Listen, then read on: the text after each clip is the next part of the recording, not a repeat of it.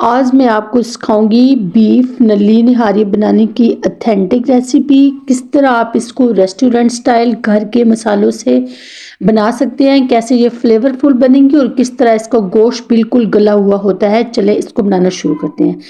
सबसे पहले हमने एक पैन गरम कर लेना है। इसमें जो हम मसाले डालेंगे 1 टेबलस्पून सौंफ, 1 टीस्पून कसूरी मेथी, 1 टेबलस्पून सफ़ेद ज़ीरा, 2 टेबलस्पून साबुत धनिया, 1 टीस्पून काली मिर्च साबुत, 3 से 4 अदद लौंग, 1 टुकड़ा जायफल का, 1 जावित्री का, 2 अदद बड़ी इलायचियाँ, ये बड़ी साइज़ की, अगर आपके पास छोटी है तो 3 से 4 डाल दें, 2 स्टिक दालचीनी की, 1 बादियान का फूल और 1 टीस्पून शाह ज़ीरा और 1 तेज़पत्ता, इसको मैंने तोड़ के डाल दिया। इसको एक पैन में डाल के हम अच्छी तरह से रोस्ट कर लेंगे और उसके बाद इसका मसाला बना लेना है पाउडर फॉर्म में।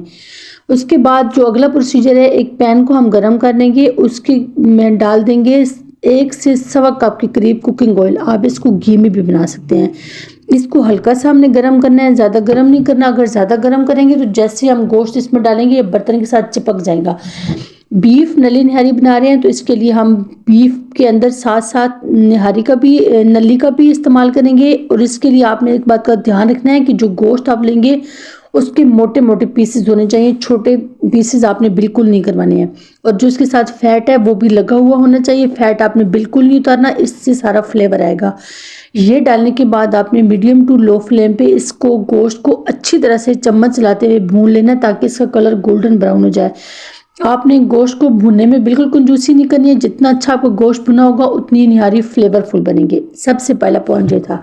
उसके बाद इसमें हम डालेंगे 2 से 3 टेबलस्पून लहसुन अदरक का पेस्ट। आप कुटा हुआ भी लहसुन डाल सकते हैं, चॉप किया हुआ डाल सकते हैं, पेस्ट भी डाल सकते हैं, जैसे आपको आसानी हो। बाद में ये पक जाएगा, जस्ट इसका फ्लेवर होगा। लहसुन और अदरक दोनों आपने शामिल करने, एक चीज़ नहीं शामिल करनी है। आपने इसको अच्छी तरह से मिक्स कर देना और 3 से 4 मिनट इसको आपने अच्छी तरह से भुनने देना है। गोल्डन ब्राउन होने तक आपने इसको चम्मच चलाते रहना है, ऐसे छोड़ नहीं देना वरना ये जल जाएगा। ये दरदरा सा कूटा हुआ था इसलिए इसको 3 से 4 मिनट लगे। उसके बाद इसमें मसाले डालेंगे 1 टीस्पून कुटी हुई मिर्चें, 1 टेबलस्पून लाल मिर्च का पाउडर, ये तीखी वाली है, 1 टीस्पून हल्दी, 1 टेबलस्पून नमक और 1/4 टीस्पून फूड कलर। आप फूड कलर की जगह कश्मीरी मिर्चों का भी इस्तेमाल कर सकते हैं। ये डालने के बाद इसको आपने अच्छी तरह से मिक्स कर लेना है। याद रहे कि आपका फ्लेम मीडियम टू लो होना चाहिए, हाई की तरफ नहीं लेके जाना। मसाले हमने जलाने नहीं है, इस निहारी को हमने फ्लेवरफुल बनाना है। तो ये जितनी धीमी आंच पे पकेगी उतनी ही मज़े की होगी, जल्दबाजी आपने इसके साथ नहीं करनी। जैसे ही आप इसमें मसाले डालेंगे आपने 3 से 4 टेबलस्पून इसमें पानी डाल देना है, क्योंकि ऑयल का टेम्परेचर बहुत ज़्यादा हाई है। तो अगर आप मसाले डालने के बाद पानी नहीं डालेंगे तो इनका फ्लेवर नहीं आएगा, बल्कि ये जितने भी हमारे मसाले हैं ये सारे जल जाएंगे। चम्मच चलाने के बाद आपने इसमें 1.5 कप के करीब दही शामिल कर देना है और इसके साथ ही 1 टीस्पून सिट्रिक एसिड डालूँ मैं इसमें, यानी कि टाटरी। इसको आप पीस के भी डाल सकते हैं और साबुत भी डाल सकते हैं। इससे निहारी का जो फ्लेवर है वो बिल्कुल रेस्टोरेंट स्टाइल बनता है और बहुत ही ऑथेंटिक और मज़े की बनती है।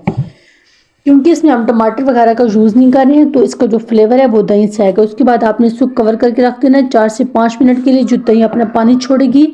उसके बाद जब तरी इसके ऊपर आ जाए तो इसका मतलब है कि ये जो दही हमने डाली थी वो अच्छी तरह से पक गई है। तो तरी आपने आधी निकाल लेनी है। इस तरी को हम आगे चल के यूज़ करेंगे।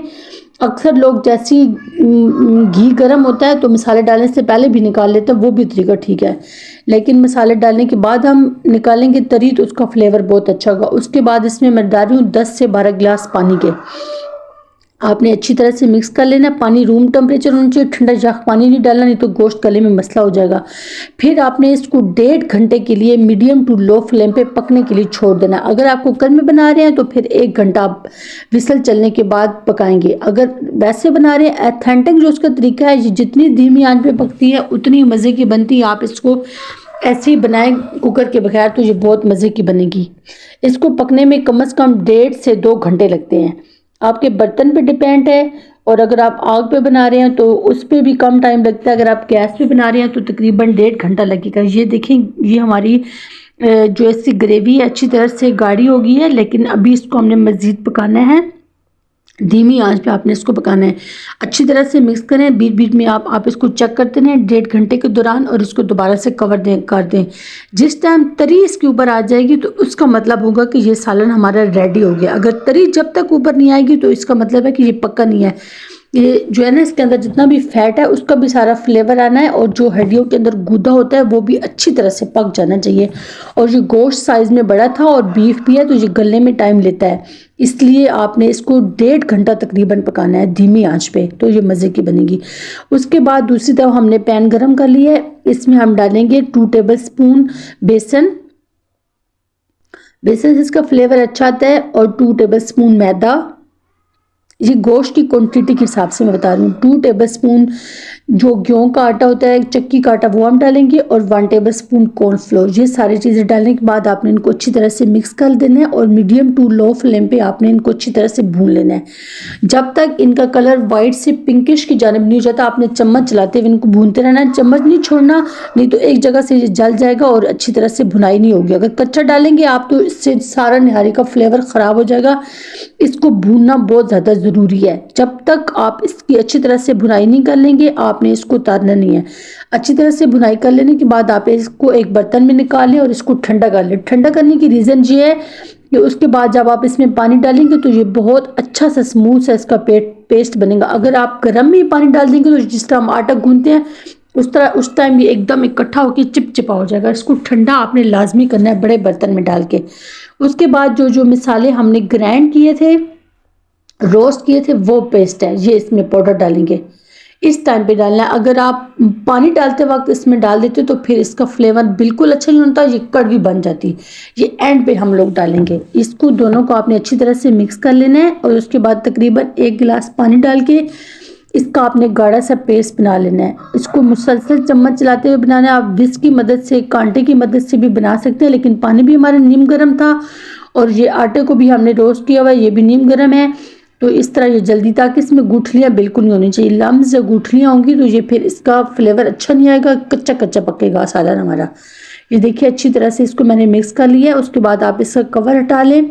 देखिए सारी तरी हमने नहीं निकाली थी, तो ये तरी कुछ इसके साथ भी पक के इसका कलर बहुत अच्छा बन गया है। तो ये सारा आप इसमें डाल दें। डालने के बाद आप इसको अच्छी तरह से मिक्स करें। सारे बर्तनों को साफ़ कर लेना है। अच्छी तरह से मिक्स कर लेने के बाद आपने इसको अगेन 10 से 15 मिनट पकाना है, कम से कम भी। ज़्यादा देर के लिए आप पकाएंगे तो और ज़्यादा अच्छा है। जितनी आपको ग्रेवी पसंद है, अगर ज़्यादा ग्रेवी पसंद है तो आप इस पॉइंट पे थोड़ा सा पानी इसमें और भी ऐड कर सकते हैं, क्योंकि गरम मसाले हैं तो इनको हमने ज़रूर पकाना है। पानी डालने के बाद मैंने इसको 25 मिनट के लिए पकाया है मीडियम टू लो फ्लेम पे। ये देखिए किस कदर क्रीमी जो है ना इसके टेक्सचर आया है, और बहुत अच्छी और फ्लेवरफुल हमारी निहारी बन के रेडी हुई है। इसके पकाने का ये तरीका है कि आपने इसको ज़्यादा देर के लिए पकाना है। जितनी धीमी आंच पे और जितनी ज़्यादा देर के लिए पकाएंगे उतनी फ्लेवरफुल बनेगी। आखिर में इसकी हम गार्निश करेंगे धनिया, जूलियन कट अदरक और नींबू, और जो है ना हरी मिर्चों से। हरी मिर्चों को थोड़ा सा फैंसी मैंने कटिंग कर लिया, और जो तरी हमने निकाली थी ये हम डाल